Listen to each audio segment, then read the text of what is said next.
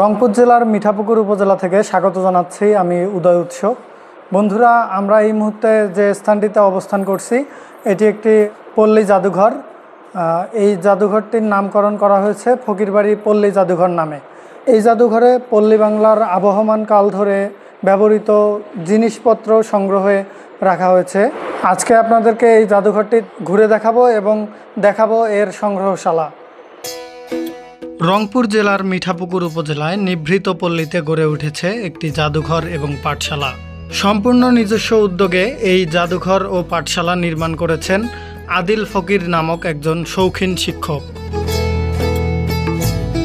এখানে আসতে হলে প্রথমে আপনাদের আসতে হবে মিঠাপুকুর উপজেলার জায়গির বাস স্ট্যান্ডে। সেখান থেকে পূর্ব দিকে জায়গির বালারহাট রোডের 7 ভেন্টি পাকার মাথা নামক স্থানে আসলেই চোখে পড়বে ফকিরবাড়ি পল্লী জাদুঘর ও পাঠশালার সাইনবোর্ড।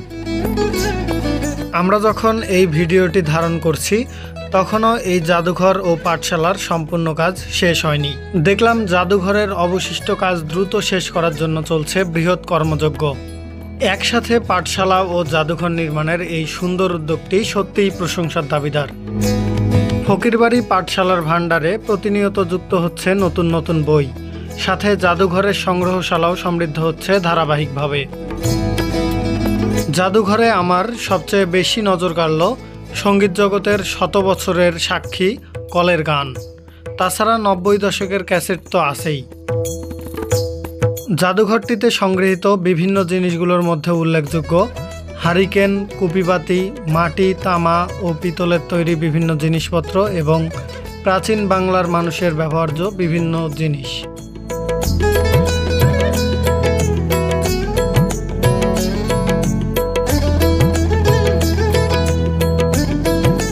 ফকিরবাড়ি পল্লী জাদুঘরে আমাদের সংগ্রহশালায় আমাদের কাছে আছে আগের অভিজাত পরিবারে ব্যবহার করার জন্য সুরমাদানি। এরকম বড় সুরমাদানি সাধারণত আমরা দেখতে পাই না। এখানে আছে আপনার পিতলের তৈরি কুলা। সাধারণত আগের গ্রাম অঞ্চলে হিন্দু পরিবারে বিশেষ করে এই কুলাটার ব্যবহার ছিল। এখানে নিচে দেখতে পাচ্ছেন হ্যাসাক, যেটা আগে আপনার গ্রাম অঞ্চলে বিবাহ বা বড় কোনো অনুষ্ঠানে ব্যবহার করা হতো। পাশে দেখতে পাচ্ছেন একটি বড় হারিকেন। এই হারিকেনটি আপনার 1947-এর দেশভাগের পূর্বে যখন ব্রিটিশ শাসন আমল ছিল সেই সময়ের একটি হারিকেন। এটি আপনার ব্রিটিশ পিরিয়ডের এবং এটি লন্ডন থেকে নিয়ে আসা। দেখতে পাচ্ছেন একটি চাকা। এটি মূলত আগে প্রচলন ছিল যে গরুর গাড়ি, সেই গরুর গাড়ির একটি চাকা। আমরা পুরো গাড়িটা সংগ্রহ করতে পারিনি, তো কিছু অংশ বিশেষ কালেক্ট করেছি, তার মধ্যে চাকাটি রয়েছে। এখানে দেখতে পাচ্ছেন উরুন গাইন। এটি আগে ব্যবহার করা হতো ঢেকির বিকল্প হিসেবে। পাশে একটি পুরনো আগে যেটা বদনা বলা হয়, এটা মাটির তৈরি। পাশে রয়েছে জাতা, শিলপাটা। এখানে আপনি 3টা হুকা দেখতে পাচ্ছেন, তার মধ্যে মাঝেরটা হচ্ছে পিতলের তৈরি, আর এই দুটো হচ্ছে কাঠের প্লাস হচ্ছে নারিকেল দিয়ে তৈরি। এখানে যে শিল দেখতে পাচ্ছেন এটা হচ্ছে শিলপাটায় আগে মেহেদি বাটার জন্য বা বিয়ে বাড়িতে আপনার মশলা বাটার জন্য ব্যবহার করা হতো, সেই শিল এইটা।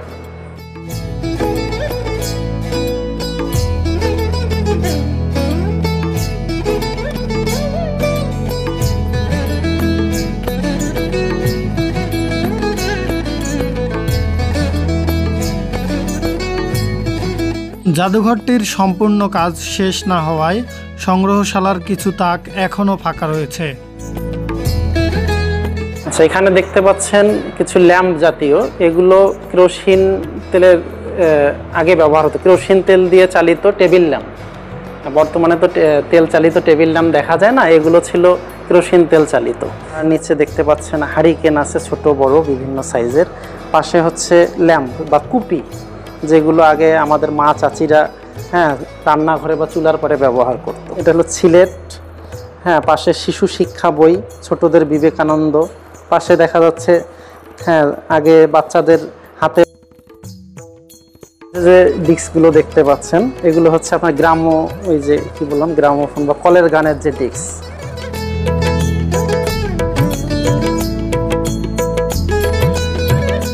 এখানে কিছু কৃষি সামগ্রী দেখতে পাচ্ছেন, তার মধ্যে এই সামনে যা দেখতে পাচ্ছেন এটা হচ্ছে গ্রামে বলা হয় কাকরুশ বা টাকরুশও কেউ বলে, দড়ি পাকানোর জন্য। হ্যাঁ, আর এই হাতুড়ির মতো দেখতে অনেকটা দেখতে পাচ্ছেন, এগুলো আগে জমি চাষের লাঙ্গল দিয়ে জমি চাষের পর যে বড় বড় শক্ত মাটির যে ঢিলাগুলো ছিল সেগুলো গুঁড়ো করার জন্য এগুলো ব্যবহার হতো। এখানে দুটো পাত্র দেখতে পাচ্ছেন, এ দুটো বয়স অনেক 100 বছরেরও বেশি হবে। হ্যাঁ, এ দুটো একটি ফলের খোলস দিয়ে তৈরি। হ্যাঁ, কোনো মাটি বা পিতলে জাতীয় উপাদান দিয়ে না, ফলের খোলস দিয়ে এই বাটি দুটো তৈরি করা। এটা হচ্ছে মাছ ধরার জন্য একটি যন্ত্র, যেটা গ্রাম অঞ্চলে পলাই নামে পরিচিত। হ্যাঁ, পুরো লাউটা শুকিয়ে এটি তৈরি করা হয়েছে। এর ভিতরে আগে কৃষি পরিবারের মানুষরা বীজ সংগ্রহ করত, ধানের বীজ।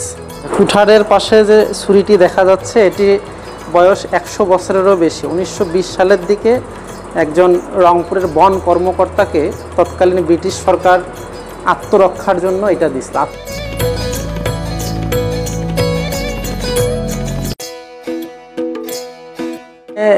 একটি বড় খাট সদৃশ দেখা যাচ্ছে, এটি মূলত সিন্দুক বা গ্রাম অঞ্চলে মাইপোষ নামে প্রচলিত।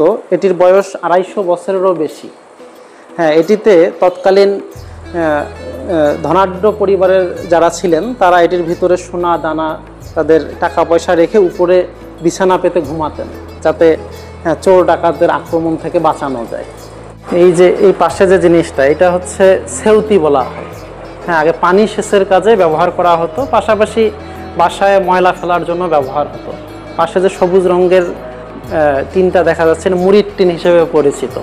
হ্যাঁ, এটি একটি খাঁচা জাতীয়, যেটা গ্রাম অঞ্চলে মুরগির বাচ্চা ঢেকে রাখার জন্য ব্যবহার হতো। পাশে যেটি দেখতে পাচ্ছেন এটি আগে আমাদের মা চাচিরা রান্নাঘরে ব্যবহার করতো হাঁড়ি পাতিল রাখার জন্য।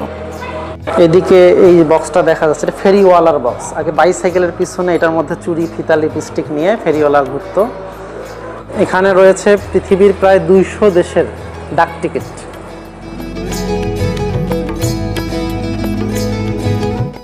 এখানে দেখতে পাচ্ছেন লাঙ্গল, জোয়াল।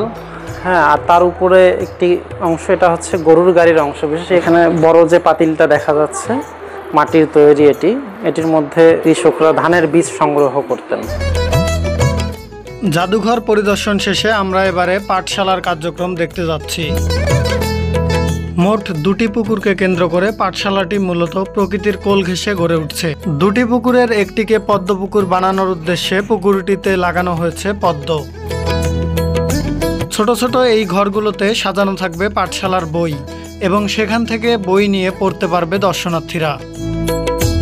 পাঠশালাটিকে অনন্য মাত্রা প্রদান করার জন্য কর্তৃপক্ষ বৃক্ষশোভিত দারুণ এক পরিবেশের সৃষ্টি করেছে। এখানে রয়েছে বিভিন্ন ফুল, ফল ও ঔষধি গাছের সমাহার। বৃক্ষশোভিত ছায়াশনিবির এই পরিবেশ বইপ্রেমীদের মনোজগৎকে মুগ্ধ ও সমৃদ্ধ করে তুলবে। 2025 সালের নভেম্বর মাসে উদ্বোধনের মাধ্যমে সর্বসাধারণের জন্য উন্মুক্ত করা হবে ফকিরবাড়ি পল্লী জাদুঘর ও পাঠশালা।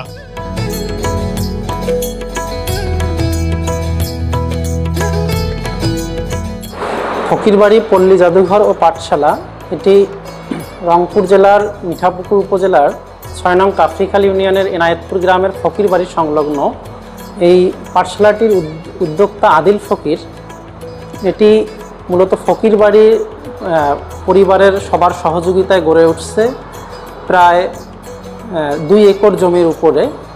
এখানে রয়েছে গ্রাম বাংলার ব্যবহার্য প্রায় এমনকি 200-250 বছর পূর্বের ব্যবহার্য জিনিসপত্র থেকে শুরু করে বর্তমান প্রজন্ম দেখেনি এমনও জিনিসপত্র রয়েছে, যেগুলো নতুন প্রজন্মকে ইতিহাস এবং অতীতের সংস্কৃতি সম্পর্কে জানতে সহযোগিতা করবে। এখানে পাশে গড়ে উঠছে পাঠশালা, ফকিরবাড়ি পাঠশালা, যেটি এই এলাকার শিক্ষার ক্ষেত্রে একটি বড় ধরনের অবদান রাখতে সহায়ক হবে। এখানে রয়েছে অবকাশ যাপনের জন্য পার্কের ব্যবস্থা রয়েছে, উন্মুক্ত পাঠাগার যেখানে যে কোনো ধরনের বই পড়তে পারবে যে কেউ।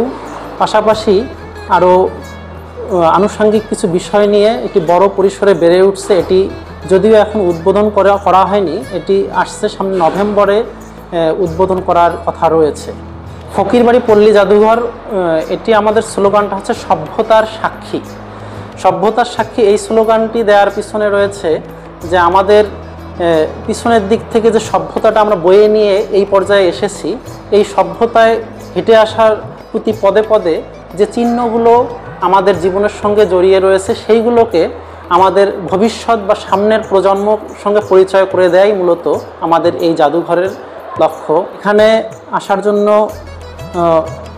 সবাইকে আমন্ত্রণ রইল। আশা করি দর্শনার্থীরা এখানে আসলে যা দেখতে পাবেন তাতে আশা করি সবার ভালো লাগবে। ফকিরবাড়ি পল্লী জাদুঘর ও পাঠশালা পরিদর্শন শেষে পরিদর্শন বইয়ে নাম লিখে মহতী এই উদ্যোগের জন্য শুভকামনা জানিয়ে বিদায় নিলাম আমরা।